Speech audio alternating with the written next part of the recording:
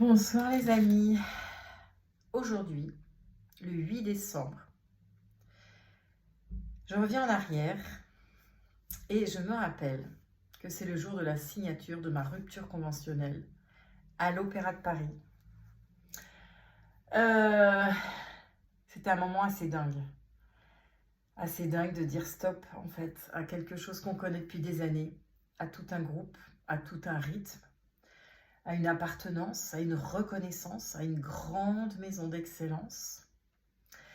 Sortir des clous, sortir des rails, sortir de ce qu'on connaît, cette zone connue dans laquelle on évolue en étant, j'ai envie de dire, presque bordé, hein, même si c'est pas toujours facile avec les horaires, avec la pénibilité parfois des mises en scène qui sont longues, avec une position debout qui est parfois assez astreignante, mais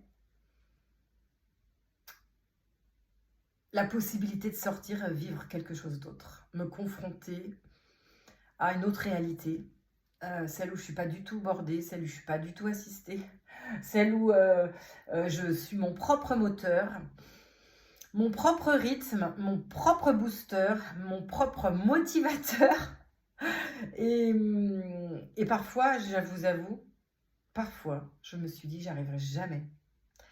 Entre toutes les démarches administratives, les découragements parfois, et puis certaines fois on n'a pas envie de travailler, on a envie juste de s'occuper de soi, juste de prendre le temps de vivre, juste le temps d'admirer, le temps de rêver, de regarder le ciel, juste de vivre en fait. Mais qu'est-ce que c'est que vivre?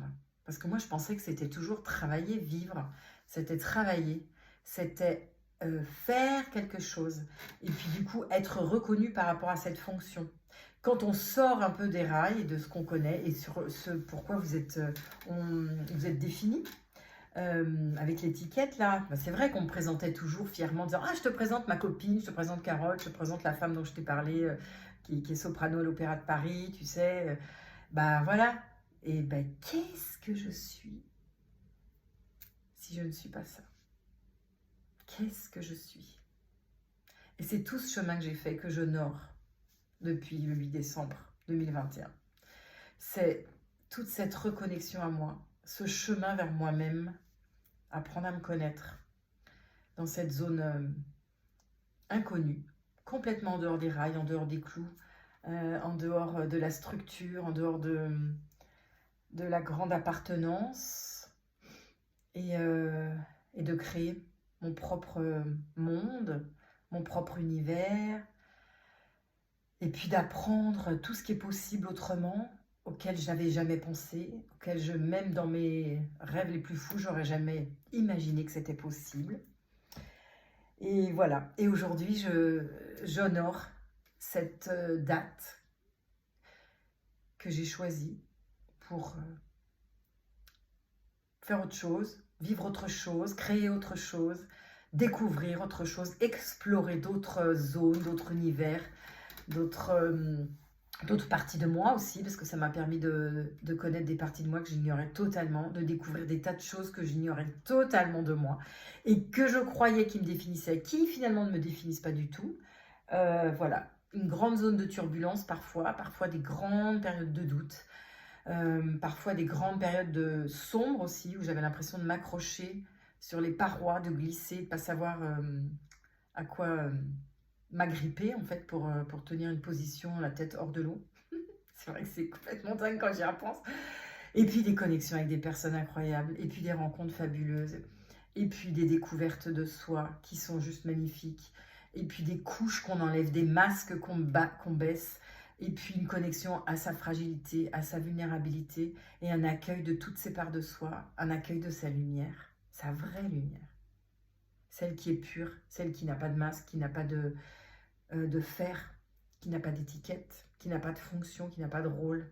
Celle qui est juste dans la vibration de l'être. Et c'est ça que j'honore aujourd'hui. Vraiment, c'est tout ce chemin. Et d'être encore au tout début, hein, parce que c'est pas fini, ça fait que commencer.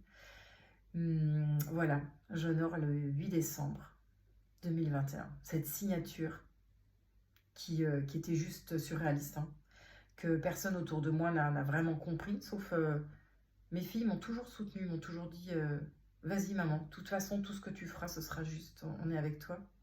Elles m'ont toujours accompagnée.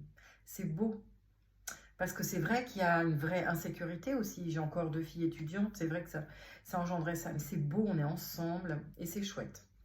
Et de montrer que tout est possible, de se choisir.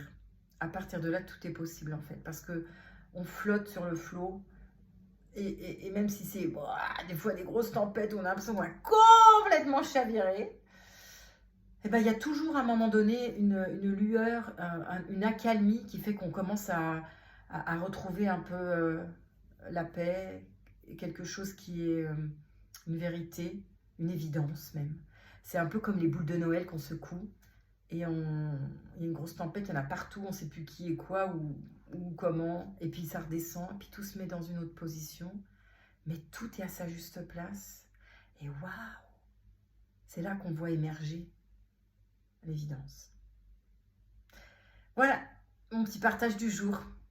C'est quand même assez dingue, hein, parfois. Et alors, le petit exemple que je voulais vous partager, un truc de fou, c'est que j'ai eu quand même plusieurs synchronicités sur ce chemin, sur cette décision. Et notamment, une incroyable, c'était que j'ai eu un accident sur scène en plein spectacle de l'Élixir d'amour, où un collègue devait me pousser, juste une petite poussée pour faire semblant que j'arrive en plein sur la place du village lorsque le camion avec l'élixir arrive et pour vendre ces magnifiques élixirs en disant « Venez mesdames, vous verrez, vous n'aurez plus de rides, vous serez étincelantes, etc. » Et donc moi je suis habillée en pauvre vieille fermière, on va dire. Et un des jeunes du village me pousse pour dire « Allez vas-y mamie, allez va le voir toi en premier ». Et là je ne sais pas ce qui s'est passé, j'ai fait une volée mais de tout mon élan, de tout mon corps, d'une force complètement folle. Et je me suis retrouvée scotchée à plat complètement sur le sol.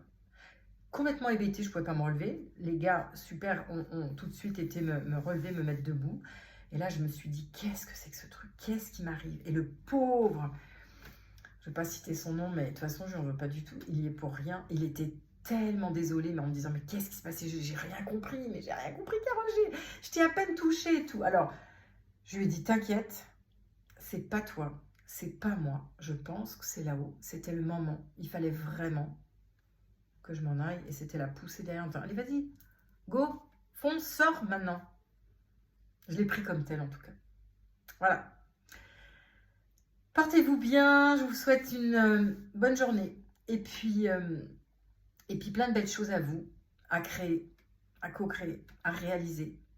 Parce qu'en fait, la vie, elle est tellement plus fun quand on est à sa place, avec son alignement, son congruence, tête, cœur, corps. Plus de souffle, plus d'air, c'est chouette. Je vous embrasse.